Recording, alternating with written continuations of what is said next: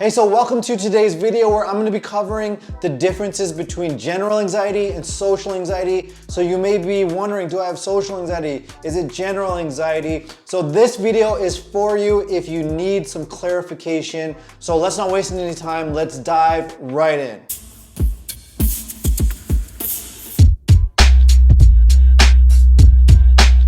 So if you're new to my channel, welcome. My name is Rubin and I help individuals eliminate their anxiety attacks. So let's get into the differences between general and social anxiety.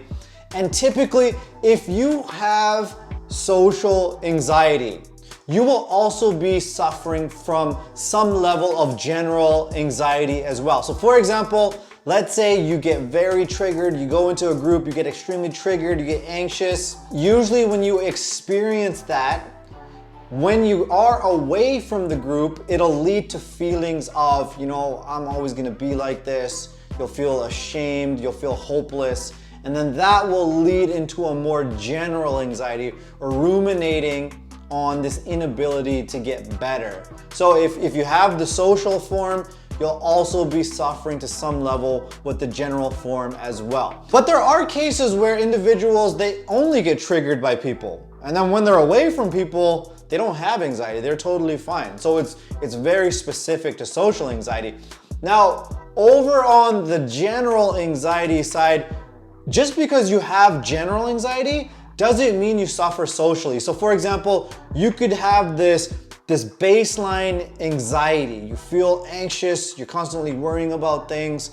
But when you go into a group, it doesn't necessarily spike that anxiety higher. Or meeting new people, giving presentations in front of people, it doesn't really do anything to your kind of constant baseline anxiety level. Now, both forms of anxiety do come with physical symptoms. So whether you're on the couch, worried about the future, worried about your career, your relationships, in general, you will have physical symptoms. So you may have butterflies in the stomach when you're ruminating and thinking worst case scenario. You might have tightness or a feeling of like a lump in your throat. You may also have a tightness in your chest, shortness of breath, ruminating thoughts. You could have these physical symptoms. But if you suffer from social anxiety, you'll also have those symptoms in your social setting. So you can go into a group and feel your heart palpitations, you might get the tightness in the throat when it's time to speak, you might get the butterflies in the stomach.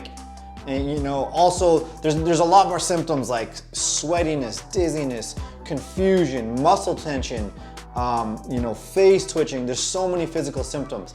But both forms of anxiety, one of the cornerstones of having anxiety is having those physical symptoms, at least on some level. It doesn't have to be extremely severe. Like in my case, it was extremely severe. Mind going blank, feeling like I can't breathe, claustrophobic. But you will feel that discomfort, that maybe the shortness of the breath, ruminating thoughts. You can't shut the mind off. You will have those symptoms on some level. Now, the key differences between general anxiety and social anxiety is the trigger.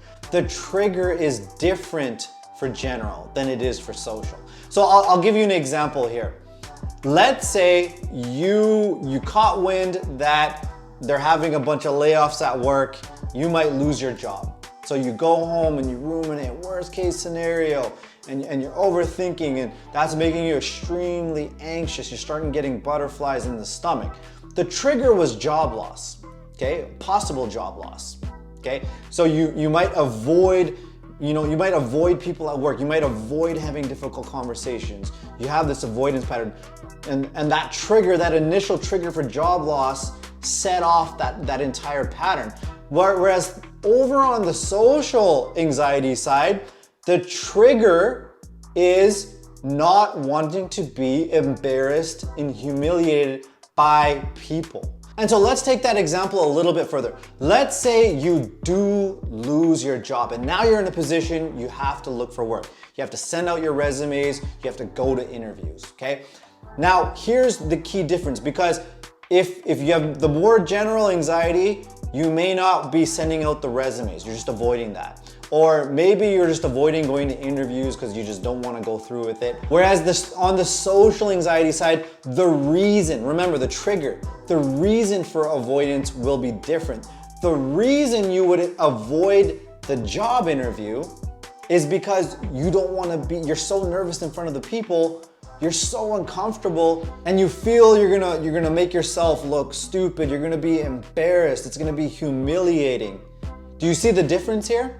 It's the reason underneath that's driving that anxiety is different. So maybe even you're not sending out the resumes, not because you don't want to be disappointed, but you're too nervous to go there in person and do the interview.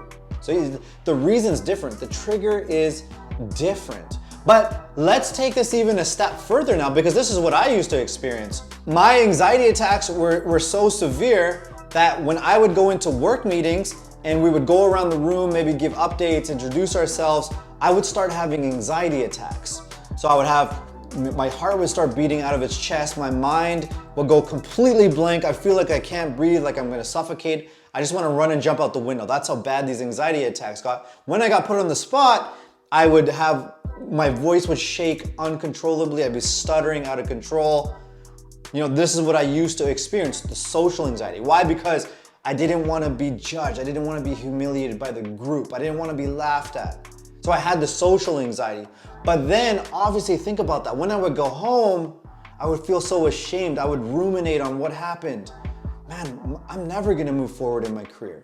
I'm never gonna get into leadership with this problem. So then I would have the more general forming of anxiety, and to make matters even worse, I would ruminate and ruminate and ruminate, and then eventually that would turn into panic attacks and panic attacks. And then now that I know I'm having panic attacks over and over, and I don't know when the next one's coming, then all of a sudden I'm even more fearful to be in a conversation. So then I'd be in conversations wondering, when is a panic attack coming? How long can I stay in this conversation? I'm sitting there spending all of my energy, all of my efforts trying to manage and stuff down this anxiety. So can you see how they both were feeding off of each other? So to sum this all up, it's the trigger that's the key difference between general anxiety and social anxiety. You could be suffering from both, especially if you're suffering from social anxiety in particular. And if you want to learn more, be sure to follow me on Instagram. I'm going to put the link below the video. I post a ton of content, inspiration, a ton of exclusive content that I just can't post on YouTube because of the limitations of this platform. So it's gonna be very inspiring, very encouraging, and very supportive for you to follow that page. And you're gonna feel more supported on your way to being anxiety-free. So I look forward to connecting with you on there. And also, if you found the video helpful, please like and subscribe, and I'll see you in the next video. All right, peace out.